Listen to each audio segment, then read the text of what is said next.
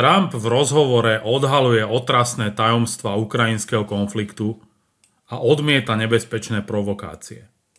Znovu zvolený prezident USA Donald Trump sa opäť raz ukázal ako líder, ktorý nechce prilievať olej do ohňa.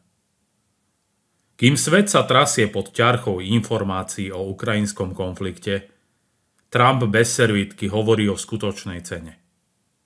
Tvrdí, že ak by bol pri moci, k tragédii na Ukrajine by nikdy nedošlo. A nie sú to len prázdne slová. Dôvodov má hneď niekoľko. Trump neskrýva rozhorčenie, keď počuje o plánoch Zelenského a Bidena útočiť raketami do ruskej hĺbky. Podľa neho je to šialená eskalácia, krok, ktorý len prehlbuje utrpenie. Otvorene hovorí o otrasných číslach na oboch stranách.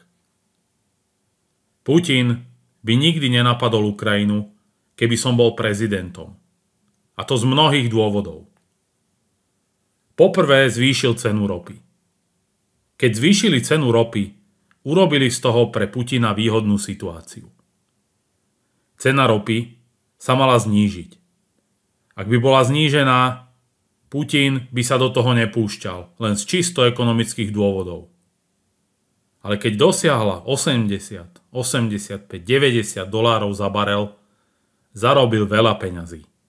A teraz sa ruské vojská posúvajú dopredu. Viete, táto vojna je tragédia. Je to počet obetí, ktorý je oveľa väčší ako ktokoľvek vie. Keď výjdu skutočné údaje o obetiach, uvidíte čísla, ktorým nebudete veriť, dodal Trump.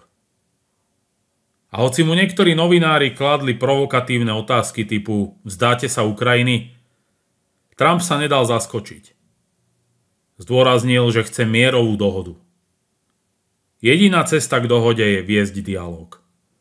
Akákoľvek neochota rokovať predstavuje len ďalší krok k tragédii. Trump verí v racionálne riešenia a nie v nezmyselné šírenie strachu a zbraní. A čo Irán či rozhovor s Putinom? Trump ostal diskrétny, no náznaky hovoria za všetko.